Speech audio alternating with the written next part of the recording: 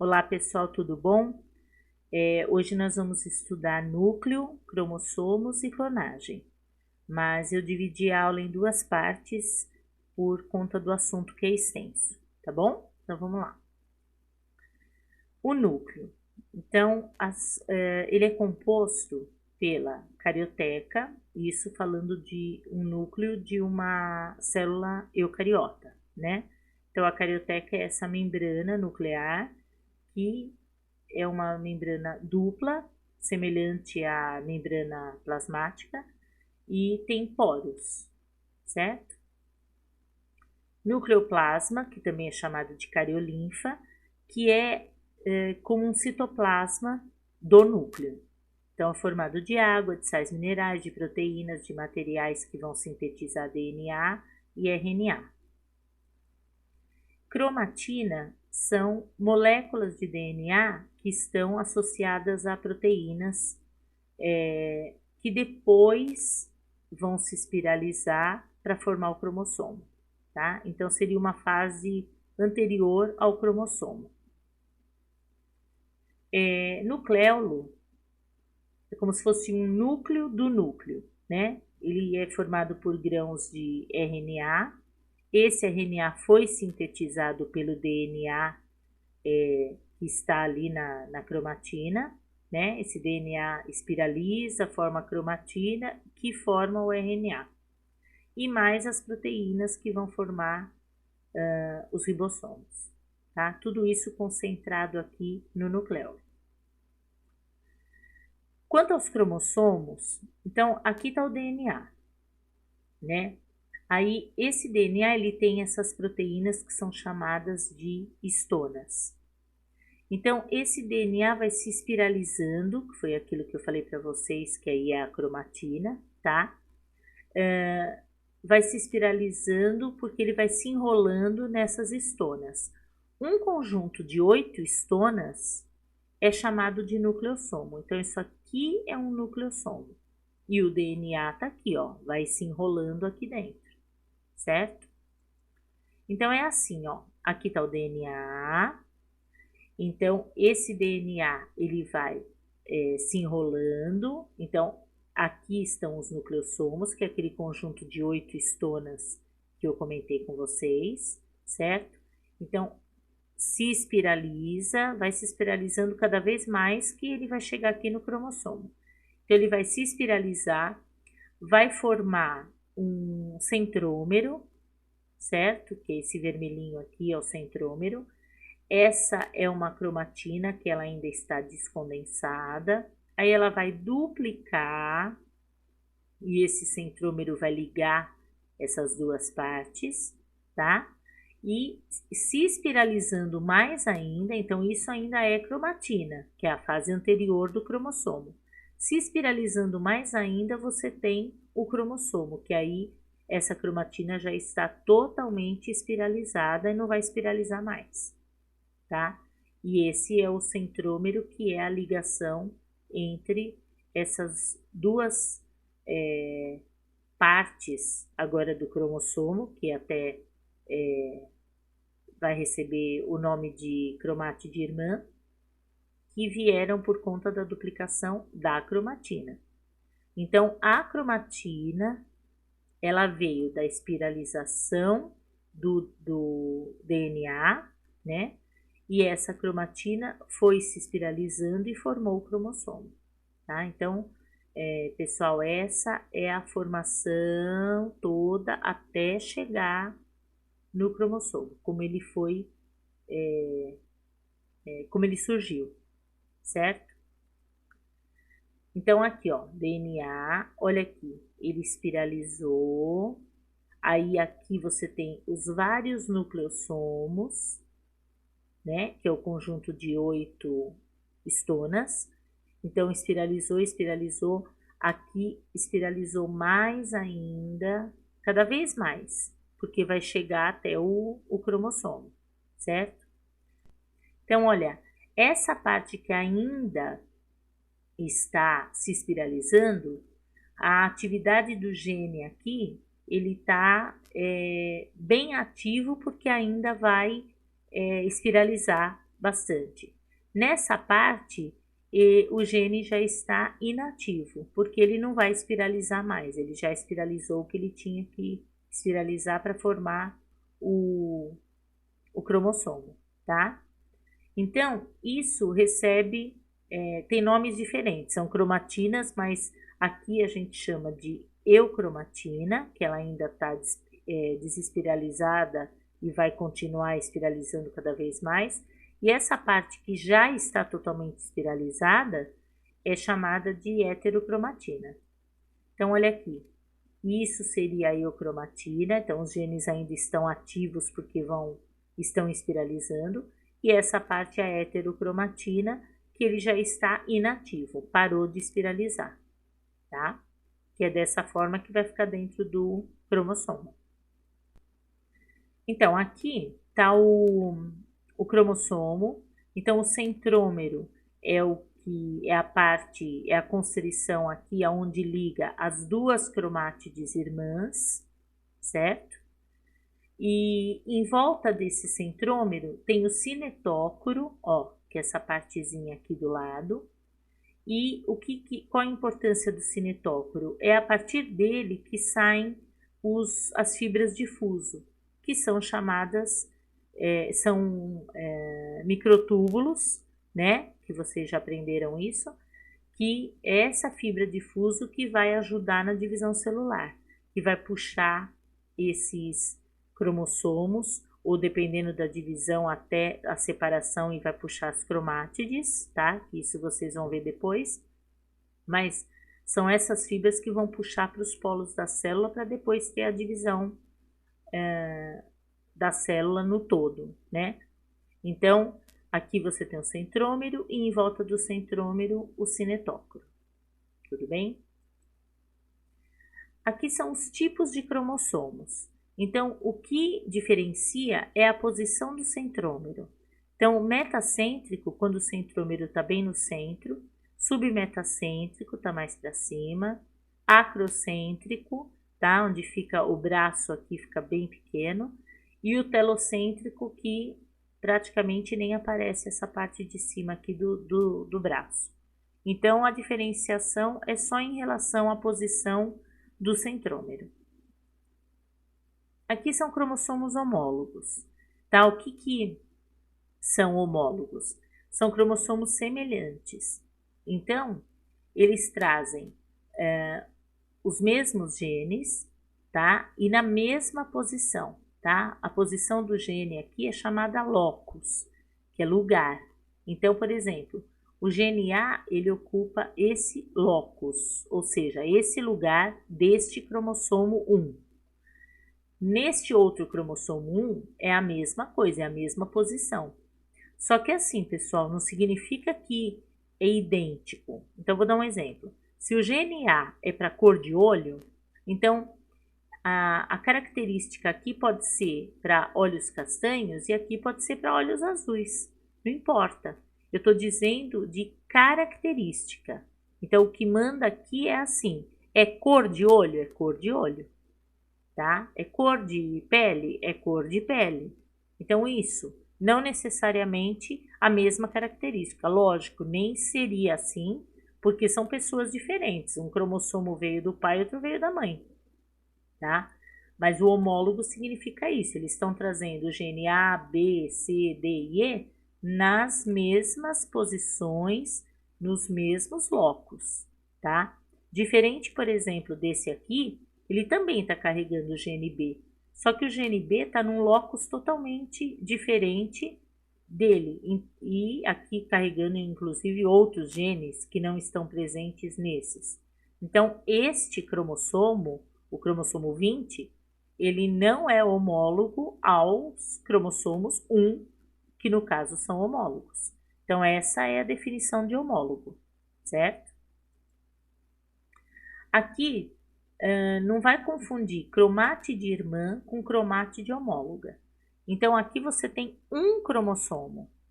Então, cada partezinha dessa é uma cromátide irmã. Elas estão ligadas pelo centrômero que fica aqui na constrição.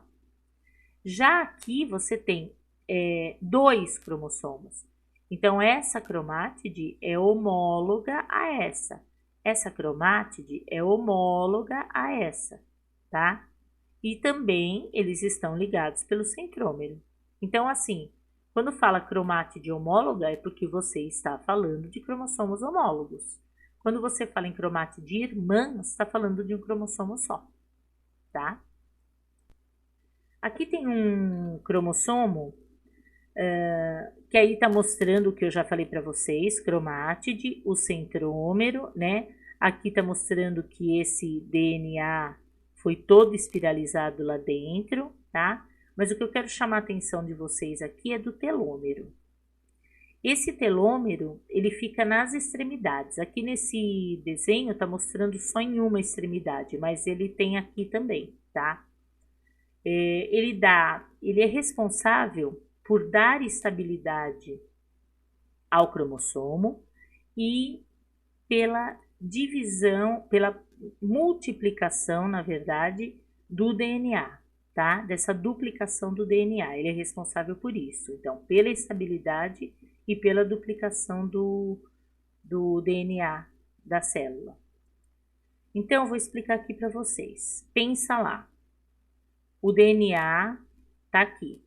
Ele tem esse telômero nas extremidades, tá? Aqui também tem. Então, eu tô mostrando aqui de um lado que eu quero comentar aqui com vocês uma coisa.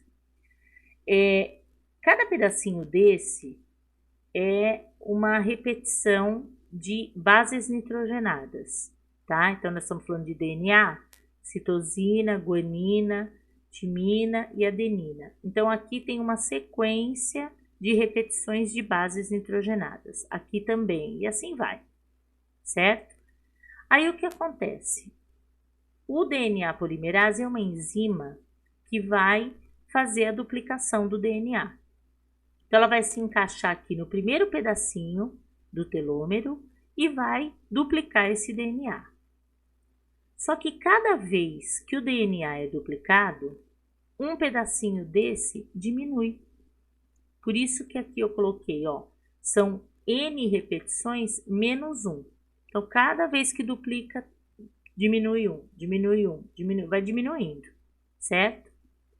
Aí, o que acontece? Na hora que esse DNA polimerase foi encaixando aqui, foi diminuindo. Na hora que ele chegar, por exemplo, a não ter mais o telômero, porque já duplicou bastante, então ela vai chegar aqui, a enzima, e ela não tem esse pedacinho para fazer a duplicação. Então, o que vai acontecer? Esse DNA não duplica mais. Sem telômero, essa célula vai perder a estabilidade, perdeu a estabilidade do DNA e perdeu a capacidade de se duplicar.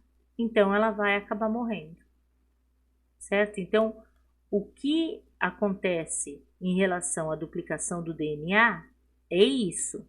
Essa enzima vai se encaixar em cada partezinha do telômero. Então, encaixou na primeira, duplicou. Então, agora esse DNA duplicado está faltando um pedacinho. Aí, encaixa de novo, uma menos, até chegar no momento que não tem mais o telômero. Então, a célula vai morrer, tá? Então, é assim que acontece a duplicação do DNA. Aí, existem células que são chamadas de HeLa, que é a primeira linhagem de células imortais. Então, eu vou explicar aqui para vocês. Em 1951, aqui, ó, Henrietta Lacks, que é HeLa, né? Eles deram o nome da célula de HeLa por conta dessa mulher, que era uma mulher negra, americana. Ela tinha 5 filhos, 31 anos, e ela tinha um tumor maligno no útero. Aí, o que aconteceu? Naquela época, os hospitais diferenciavam as alas entre brancos e negros, e pouco tempo depois ela faleceu, tá? Por conta dessa doença. Aí, essas células do tumor dela, eles mantiveram em cultura. E o que eles perceberam? que essa célula duplicava a cada 24 horas. Isso não acontece, principalmente em meio de cultura, está fora do corpo. E se duplicava assim numa velocidade muito grande. E o espanto maior é esse. Essas células sobrevivem até hoje, tá? Então, empresas aqui de tecnologia já lucraram muito com isso, porque essas células foram assim a base de mais de 10.000 patentes. Então, já levaram essas células até para o espaço, para experimentos assim, em relação à ausência de gravidade. Já utilizaram e continuam utilizando para confecção de determinados medicamentos e até para vacinas, certo? Então, um ponto de partida aqui para tudo isso são essas células, tá? Dessa mulher aqui que faleceu lá em 1951. Aí, só que assim, a dúvida era como, por quê? Por que essas células duplicam tanto? Então, em 1995, que foi descoberto esse segredo da imortalidade dessas células. Inclusive, a descoberta rendeu aí o prêmio Nobel em 2009. Então, qual é o segredo? A telomerase. A telomerase é uma outra enzima, tá? Então, eu vou explicar aqui, ó. Vem a enzima de duplicação, que é o DNA polimerase, que eu já expliquei para vocês. Ele encaixa no primeiro pedacinho do telômero e duplica o DNA, tá? E aí, conforme vai duplicando, vai acontecendo de diminuir cada pedacinho. Isso eu já expliquei para vocês. Então, o que eles descobriram? Que essa telomerase, que é uma outra enzima, o que ela faz? Na hora que duplica e perde um pedacinho, a telomerase devolve o pedacinho, tá? Então, vai acontecendo aqui as repetições e ela encaixa aqui, na hora que a telomerase encaixa no primeiro pedacinho, ela tá trazendo o outro, ela devolve, tá? Então, fica assim, ó, acaba não diminuindo. Se você for pensar, se você tiver uma grande quantidade de telomerase, pode até aumentar aqui a quantidade, porque ela vai encaixando no primeiro e vai trazendo outro pedacinho do telômero. Então, isso aqui pode até aumentar.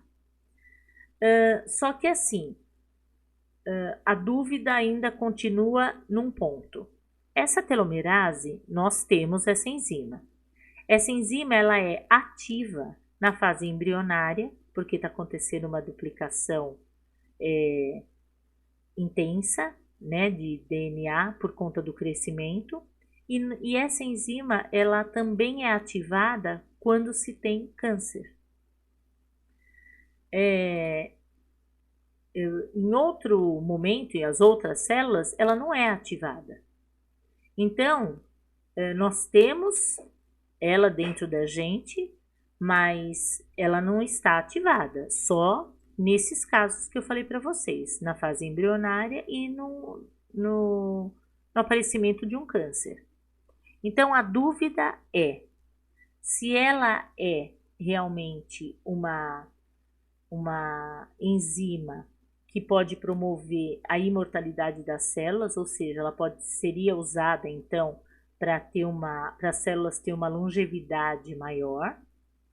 Mas, por outro lado, será que você tendo a ativação dessas enzimas, de repente a duplicação do DNA poderia provocar um câncer? Essa é a dúvida. Então, assim, as pesquisas continuam em relação a isso.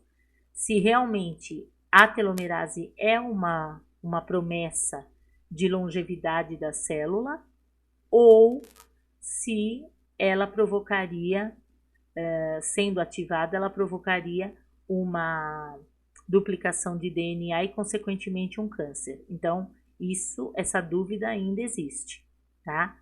Mas eles descobriram, então, que essas células, que é dessa mulher negra, lá desde 1951, estão aí até hoje por conta da telomerase. Mas como essas células são células que pertenciam a um tumor, então a dúvida continua aí. Então, por isso que as pesquisas ainda existem em relação a isso. Mas, realmente, eles acreditam que essa telomerase é uma promessa de longevidade das células. Tá bom? E assim, o que também se descobriu é que o telômero ele vai diminuindo por conta da duplicação, mas também nós temos diminuição de telômero por estresse da célula. Então, quer dizer, chega-se à conclusão que o estresse biológico aqui das células também provoca essa diminuição de telômero e, consequentemente, está agilizando a morte celular, tá?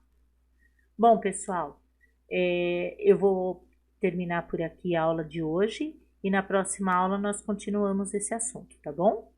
Um beijão e até mais. Tchau, tchau.